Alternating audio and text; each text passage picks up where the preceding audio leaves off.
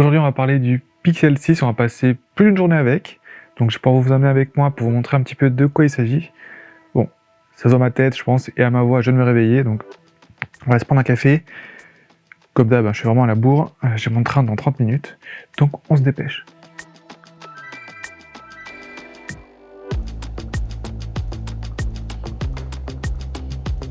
C'est peut-être bête, mais pour quelqu'un qui a un iPhone, le truc de Google Actualité, c'est vraiment super, ça j'aime beaucoup. Je passe pas mal de temps à regarder les actus là-dessus. En plus là maintenant, il est assez bon dans les actus qu'il me propose. Donc c'est toujours sympa à voir. Et là, oui, ça y est, je suis carrément à la bourre. Allez, je file, direction la gare de Bordeaux pour prendre mon TGV.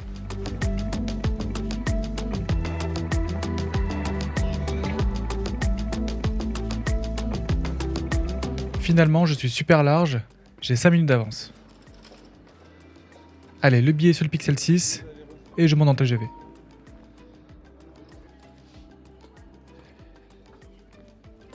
Une fois installé, je mets de la musique sur mes écouteurs grâce au Pixel 6. Puis je passe un peu de temps sur les réseaux sociaux. Puis je regarde une vidéo YouTube. Téléphone Android, quelles sont leurs qualités et leurs défauts, et surtout, est-ce qu'ils sont faits pour toi et tes usages? C'est ce qu'on va voir ensemble. Excuse-moi, ils valent combien ? Ils sont à 199 €, pourquoi? Bon écoute, on va prendre 30 secondes pour que je te montre comment faire des économies en achetant des produits high-tech. Vas-y, ok. Télécharge l'application Letyshops. Letyshops, c'est une plateforme de cashback. Ça veut dire qu'ils vont être rémunérés pour tous les achats que tu vas faire sur des sites partenaires. Et la bonne nouvelle, c'est que cette rémunération-là, ils vont la partager avec toi. Donc ça veut dire que dès que tu as dépensé de l'argent sur un site, hop, tu vas en avoir un petit peu qui va te revenir. Le gros avantage de Letyshops par rapport à leurs concurrents, c'est que eux, ils font des cashbacks boostés. Ouais, c'est ce que je vois là. Et donc, là, c'est discount, il y a 15%. Donc ça veut dire en gros que si je dépense 100 €, ils vont me rendre 15 €. Voilà, c'est exactement ça. Et donc, une fois que tu as cumulé de l'argent, il va directement sur ton compte Letyshops. Et une fois qu'il aura atteint le palier, tu pourras soit demander un virement sur ton compte bancaire ou alors directement sur ton compte PayPal. Effectivement, ça peut me faire gagner un petit peu d'argent. Mais attends, on est d'accord que là, tu viens de faire un placement produit. Oui, c'est vrai, c'est sponsorisé, mais bon, c'est gratuit, ça fait économiser de l'argent, et en plus, il y a le lien dans la description qui te permet de te soutenir par la même occasion. Ça m'a l'air super intéressant ce truc, donc je m'inscris directement avec le lien dans la description. Le voyage continue, j'ai droit à un beau lever de soleil, donc j'essaye de prendre ça en photo. Après 1 heure dans le TGV, il me reste encore 92% de batterie à 8h55. J'arrive à Paris, j'ai toujours de la musique dans les oreilles, il est temps de prendre le Transilien pour aller au bureau. Un petit tour de trottinette et je suis arrivé. À 10h55, j'ai encore 82% de batterie. C'est le moment de faire un gros call avec mon client. Cette conférence téléphonique, c'est à peu près 1 heure tous les mardis, donc ça va forcément avoir un impact sur la batterie du Pixel 6. Suite à ça, j'ai très peu utilisé le Pixel 6 parce que j'étais en tournage tout l'après-midi, et donc c'est comme ça qu'on se retrouve le soir à minuit avec encore 51% de batterie. Allez, un petit coup de GPS et je rentre à l'hôtel. En temps d'écran aujourd'hui, j'ai fait 2h47. Donc vous l'avez vu, presque 1 heure d'appel, donc il consomme pas mal. Pareil, le TGV, vu que le téléphone va chercher constamment un nouveau point, ça consomme aussi pas mal. Donc finir la journée avec 50%, quand on a presque 3 heures d'écran, c'est plutôt pas mal. Après, autant je l'ai beaucoup utilisé ce matin, cet après-midi, beaucoup moins. Là, j'ai fait un petit peu de GPS en rentrant, mais bon, il est pour 4 minutes, donc ça n'a pas non plus consommé énormément de batterie. Donc pour l'instant, ça va. Après, là aussi, comme on peut voir, le téléphone est passé en mode noir et blanc. Donc en gros, j'ai pu spécifier certaines heures pour lesquelles il faut passer en mode se coucher, en gros. Donc vraiment pour m'empêcher, entre guillemets, d'utiliser le téléphone avant de me coucher. Et on va pas se le cacher, utiliser un téléphone en noir et blanc, c'est vraiment pas forcément agréable. Et c'est vrai que ça, c'est assez efficace à la longue. Donc cette nuit, je vais mettre en mode avion. On verra demain matin combien est-ce qu'on a de batterie. Et surtout, jusqu'à quelle heure est-ce que demain, il va tenir. Donc là, on a déjà fait un 7h et quelques, 1 heure pour consommer à peu près 50%. Donc on verra demain à quelle heure est-ce que la batterie décède complètement. J'avais pris la manette pour tester le jeu vidéo, mais là je peux vous cacher que je suis complètement mort. Donc du coup, à demain. On se retrouve au bureau à 9h43, je désactive le mode avion et il reste 44% de batterie. Allez, fin de journée, je viens d'entrer à la maison, je suis un petit peu crevé. Il y a toujours de la batterie sur le Pixel 6, donc ça c'est plutôt une bonne nouvelle. Après, je l'ai pas non plus tant utilisé que ça aujourd'hui. On est à 19%. Je vais regarder combien est-ce que j'ai fait de temps d'écran. Ouais, clairement, aujourd'hui, c'est une bonne journée, parce que j'ai fait que 37 minutes de temps d'écran. Il y avait quand même 12 minutes de Teams, donc c'est de la visio. Donc forcément, ça consomme assez, mais bon, voilà. On a pu aller jusqu'à 18h sans souci, forcément, avec si peu de de temps d'écran. J'ai pas passé plus d'appels que ça en plus, parce que j'étais essentiellement en tournage, donc bon. Donc au final, niveau autonomie, ça reste assez correct. Au total, si je cumule le temps d'écran sur les 2 jours, on va arriver à peu près à 4-5 heures, je pense. Mais voilà, c'est quand même réparti sur 2 jours. Donc pendant ce temps, le téléphone continue quand même de consommer parce que j'ai quand même écouté la musique dans le train en rentrant, par exemple. Et c'est pareil, il s'est quand même tapé un aller, un retour en TGV. Et vraiment, le TGV, ça consomme beaucoup parce que le téléphone passe son temps à chercher le réseau et à passer d'un relais à l'autre. Donc c'est un téléphone qui, même si vos usages sont un petit peu intensifs, vous fera la journée et ça, c'est plutôt rassurant. Sinon, pendant ces 2 jours au boulot, vraiment pour travailler, c'est un super téléphone. L'écran est très grand. Et pour la productivité, là ici, je ne sais pas si vous voyez, mais il y a une barre d'icônes qui va me proposer en fait des applications. Et comme on peut voir, là je change de boulot, il me propose Microsoft Teams, donc c'est là où je discute en gros avec mes collègues. Et c'est vrai que souvent, il a bien deviné ce dont j'avais besoin. Donc là par exemple, ça pourrait être Teams, ça pourrait être Outlook aussi. La partie appel très bien, le téléphone capte très bien, on a une super accroche réseau. Niveau téléphone, on m'entend bien et j'entends bien, que ce soit avec un téléphone normal ou via Microsoft Teams. Et en plus aussi, je vous rappelle, pour ceux qui ne savent pas, il y a aussi une application qui est faite par Microsoft pour lier son téléphone Android à son PC. Donc ça s'appelle Mon téléphone sur PC. J'en avais parlé dans ma vidéo du Galaxy S20 FE. Ça marchera pareil sur ce Pixel 6. Malheureusement, dans mon cas, en ce moment, moi je bosse sur Mac. Et c'est vrai que forcément, il y a très peu de parallèles et très peu de connectivité entre mon MacBook Pro et ce Pixel. Mais en tout cas, pendant ces 2 jours, ça m'a pas trop embêté. Niveau photo, j'en ai pris un petit peu, mais honnêtement, c'est pas non plus des photos délirantes. C'est dans le TGV vite fait et au final il y a des reflets de la vitre donc c'est pas terrible. Donc on va plutôt profiter de ma magnifique ville et on va aller se balader à Bordeaux. Ça y est, on est dehors en ville, donc je vais prendre quelques photos et quelques vidéos. Je vais vous les commenter. Tout ça forcément a été pris au Pixel 6 en mode full automatique. Je me suis pas embêté dans trop les réglages. Et on terminera par les petits modes créatifs sympas qu'il y a sur le Pixel 6. Allez, c'est parti. Premier truc à noter, c'est la différence de colorimétrie qu'on a entre le grand angle et l'ultra grand angle. Comme vous pouvez le voir sur ce cliché-là, l'ultra grand angle est un petit peu plus froid, donc des couleurs qui tireront un peu plus vers le bleu. Bon, après, ça reste très subtil. Bon, c'est pas que c'est en tout gris, là, tout blanc, qu'on a les meilleurs clichés, mais c'est une bonne façon aussi de se rendre compte des capacités de l'appareil. Voilà, comme vous pouvez le voir, il n'y a pas un ciel qui est cramé, on voit quand même bien les nuages, et pourtant ici, c'est limite aveuglant. Donc ça veut dire que le mobile fait vraiment un bon boulot dans le traitement HDR, donc à la fois pour les hautes lumières, mais aussi pour les basses lumières. Allez, on continue.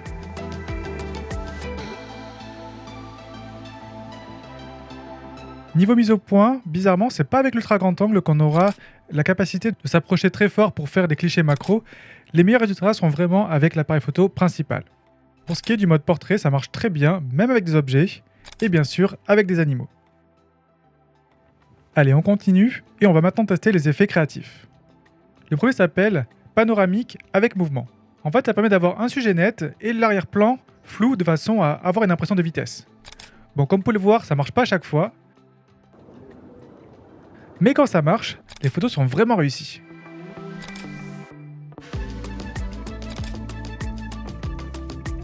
Allez, on continue et on va maintenant tester l'effet pause longue. Le but du jeu, c'est d'avoir tous les sujets en mouvement flou et le paysage principal qui bouge pas, lui, net. Et comme vous pouvez le voir, même de jour, ça marche bien. Mais encore une fois, il faut faire plusieurs essais parce que toutes les photos ne sont pas forcément réussies. Allez, on continue avec la vidéo. Comme vous pouvez le voir, l'autofocus est vraiment redoutable.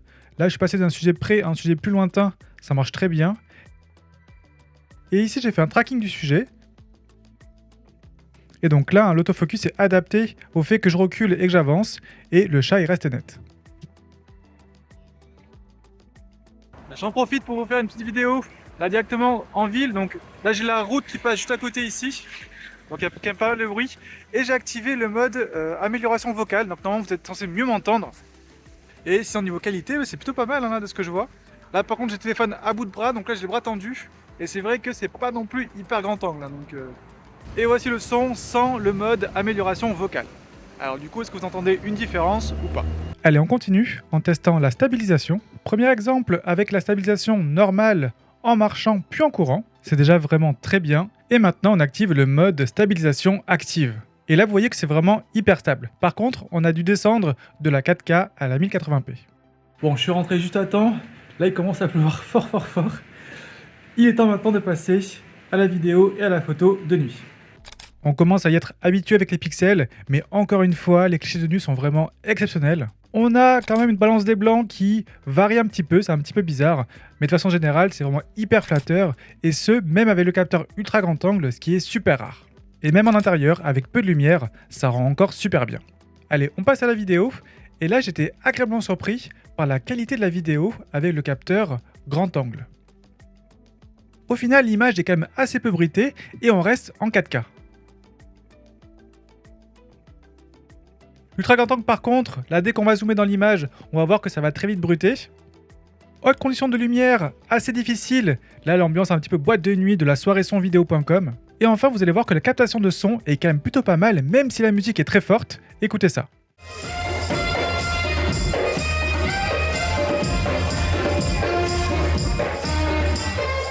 Pour la partie jeux vidéo, j'ai commencé par tester sur Call of Duty. Donc j'ai mis tous les graphismes à fond, je me suis pas embêté. Et j'ai activé aussi le compteur de FPS qui est présent dans la surcouche de gaming du Pixel. Comme vous pouvez le voir, le jeu est très beau, c'est fluide et je suis tout le temps à 60 FPS constant. Voilà, malgré les gros mouvements de joystick que je peux faire à la manette, ça va pas bouger. Même chose pour Genshin Impact, j'ai mis tous les graphismes à fond, même si le jeu me disait attention, il vaut mieux pas. Et là, contrairement à Call of Duty, c'est vrai qu'il y a eu quelques drops de FPS. Voilà, donc j'étais pas à 60 FPS constant. Niveau chauffe, autant sur Call of Duty, j'en ai pas eu du tout. Là, sur Genshin Impact, j'en ai eu un petit peu plus au bout de 10 minutes de jeu. Mais parmi les téléphones que j'ai testés, je pense que c'est celui qui a mis le plus de temps à chauffer. Et donc au final, à moins de 650 €, on a vraiment un mobile qui est surpuissant. Dernière chose à préciser ici, parce que j'en ai pas parlé avant, c'est la qualité des haut-parleurs. On a droit à 2 haut-parleurs stéréo en façade qui sont vraiment super efficaces. Pour vous dire, c'est un des rares téléphones avec lequel j'ai apprécié écouter de la musique sur les haut-parleurs. Par exemple, c'est parfait pour écouter un peu de musique sous la douche.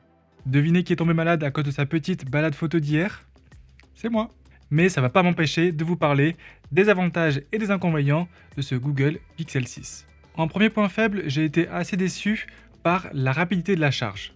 En fait, chez la concurrence, chez Android, on monte très vite à des 30, 60, voire même des 120 watts. Et là, c'est vrai que la charge va prendre quand même plusieurs heures pour passer de 0% à 100%. Au quotidien, ça m'a pas forcément beaucoup dérangé parce que moi, mon téléphone, je le charge généralement la nuit et qu'il arrive à me faire la journée. Mais c'est vrai que sur certains mobiles, c'est sympa quand même de pouvoir mettre un petit boost comme ça de batterie de 10-20 minutes pour retrouver plus de la moitié de la batterie. Là, ici, malheureusement, ce ne sera pas le cas. Deuxième point négatif, et c'est le plus gros problème de ce téléphone pour mon usage à moi, c'est qu'il n'a pas de téléobjectif. Donc ça pourrait être un téléobjectif x2, x3, et il y a même des constructeurs qui vont jusqu'à x10, comme Samsung par exemple. Ici, on n'a que l'ultra grand angle en x0,7 et le grand angle en x1. Et vu que ce grand angle n'a que 12 mégapixels, ça nous limite aussi dans le zoom numérique. Donc zoom numérique, vous savez, c'est quand on va zoomer sur l'image en grossissant les pixels. Et là, vu qu'on en a que, entre guillemets, 12 millions, dès qu'on va zoomer, ça va très vite se voir. Mais on parlera après parce que 12 millions de pixels, c'est aussi un gros avantage. Et enfin, et là par contre, c'est pas forcément le cas pour moi, mais quand je l'ai montré à mon entourage, c'est revenu plusieurs fois, c'est le design. Alors le design, ça fait partie de ces trucs que soit on aime beaucoup, soit on n'aime pas trop. Donc moi je trouve ça super parce que c'est un design qui est très peu commun, donc avec ici cette grande partie d'une couleur, ici la partie ici d'une couleur, et surtout ce gros bloc ici pour l'appareil photo, qui dépasse un petit peu, c'est vrai, mais ça a l'avantage que lorsqu'on le pose ici sur la table, ça ne va pas bouger si on appuie d'un côté ou de l'autre, alors que mon iPhone par exemple, ici si je le pose, ça bouge. Donc voilà, donc j'ai eu droit à plusieurs commentaires là-dessus, dont un qui m'a beaucoup fait rire. C'est ma compagne qui m'a dit « Ah mais c'est bizarre ton téléphone, on dirait qu'il a un bracelet ». Dites-moi en commentaire du coup ce que vous en pensez de ce design-là. Sinon sur la face avant, c'est assez sobre et simple. On a vraiment un grand écran avec un petit poinçon en haut. Je trouve ça vraiment réussi. On va maintenant passer au point positif, et ça a été compliqué d'en garder que 3, parce qu'il y en a vraiment plein. Le premier point que j'aimerais vous mettre en avant, c'est le fait que le mobile est vraiment hyper fluide, et en plus c'est très beau. Alors fluide pourquoi? Tout simplement parce que déjà, le processeur est surpuissant, vous l'avez vu sur les jeux vidéo, il fait vraiment tout tourner, et l'OS et l'expérience utilisateur au final tirent vraiment parti de cette puissance. Donc tout est fluide, il n'y a vraiment aucun ralentissement, qu'on ait 1 ou 15 000 applications ouvertes, vraiment le mobile n'a jamais ralenti. Et forcément, vu que Google est à la fois à la construction de téléphone, mais aussi du système qui l'embarque, forcément c'est hyper bien optimisé, on n'a pas une surcouche qui vient alourdir le tout, c'est vraiment terrible. Autre chose super sympa, c'est que les couleurs de l'interface vont aussi s'adapter au fond d'écran qu'on a choisi. Donc là moi par exemple, avec mon fond d'écran comme ça, un petit peu en forêt, si je donne les paramètres, on va voir que les couleurs principales sont aussi sur des tons de vert ici. Donc moi j'ai vraiment personnalisé au niveau basique, hein, on peut vraiment aller très très loin, et donc si ça vous intéresse d'avoir un téléphone qui ne ressemble à aucun autre, c'est vraiment super pour vous. Bien sûr, un deuxième gros point fort, c'est toute la partie photo, et en particulier de nuit, où il se démarque clairement de tous les autres mobiles. Les algorithmes de Google sont vraiment redoutables pour avoir une photo hyper bien éclairée, alors qu'il fait nuit et qu'on a un tout petit capteur là-dessus. Et ça justement, hein, c'est aidé par le fait qu'on ait un capteur que 12 mégapixels. Parce que forcément, avec seulement 12 mégapixels, les pixels sont plus gros et donc ils vont pouvoir capter plus de lumière. Et c'est ça qui permet, avec un temps de pause longue un peu plus long, d'avoir une si bonne qualité photo de nuit. Rajoutez à ça les surpuissants algorithmes de Google et on a des photos de nuit super. Autre chose super sympa que je n'ai pas montré aussi pour la photo, parce que je voulais vous faire la démo comme ça avec le plan dessus, c'est la fonction qui permet de retirer quelque chose qui ne me plaît pas sur une photo. Allez, je vous montre, on va aller dans photo ici. On va prendre ça là par exemple. Bon, à la base là je voulais vraiment prendre en photo ma trottinette, hein, mais bon. Là du coup on va la retirer comme si ça me plaisait pas. Ici je vais aller dans modifier. On va aller ici dans outils. On va faire gomme magique. Je vais dessiner dessus. Et automatiquement elle a disparu. Bon là en plus, hein, c'est vraiment le sujet principal en plein milieu, et vous voyez que ça peut très bien marcher. Donc là c'est par exemple idéal si vous voulez retirer des personnes une photo, ou si vous voulez par exemple aussi retirer je sais pas un câble électrique ou une grue qui est moche, pas besoin de sortir Photoshop, directement dans l'application du Pixel, vous avez ça. Et enfin dernier point fort, et ça c'est une première pour un téléphone Pixel, ça va être la partie vidéo. Dans tous les autres pixels que j'ai testés, c'est vrai que là-dessus, ils étaient un petit peu en retard, simplement parce que les capteurs qu'ils utilisaient n'étaient pas forcément de super bonne qualité. Et toute la partie photo était vraiment bien aidée et ultra boostée par toute la partie algorithme de retouche. Mais malheureusement, vidéo, c'était moins efficace. Là, ici, comme vous avez pu le voir, c'est vraiment très bien. Que ce soit de jour, de nuit. Bon, de nuit seulement avec le principal, l'ultra grand angle, c'était pas terrible. On a vraiment des vidéos de super qualité. Juste dommage que le capteur frontal soit pas assez grand angle à mon goût. Mais sinon, pour tout le reste, en vidéo, c'est vraiment très bien. La vidéo est bien stabilisée, j'ai une bonne qualité, j'ai du détail. Et en plus de ça, j'ai des modes sympas comme le mode ralenti par exemple, qui sont aussi très efficaces. Et pour conclure cette vidéo, c'est tout simplement le meilleur mobile dans sa catégorie de prix. Vraiment, il n'y a aucun doute là-dessus. Et l'essayer, c'est vraiment l'adopter. Et le pire dans tout ça, c'est que moi, je vais devoir le rendre et je suis vraiment dégoûté. J'ai vraiment adoré l'utiliser au quotidien, et vraiment, encore une fois, c'est sur les pixels qu'on a la meilleure expérience d'Android. Et donc si vous êtes intéressé, je vous mets plusieurs liens en description pour l'acheter au meilleur prix. Pensez aussi à vous inscrire sur les T-Shops pour faire des économies au quotidien en achetant de l'high-tech. N'hésitez pas à poser toutes vos questions en commentaire, j'y répondrai avec grand plaisir. Dites-moi aussi si vous aimez ce format de vidéo, ça m'intéresse vraiment parce que je vais pas vous cacher que ça prend quand même pas mal de temps, mais c'est un vrai plaisir à faire. Pensez à mettre un petit pouce bleu si la vidéo vous a plu et vous a aidé, ça motive vraiment. Et nous on se retrouve très vite, en live ou en vidéo. Enfin je dis ça, mais il faut que je survive pour ça. Wow. Salut!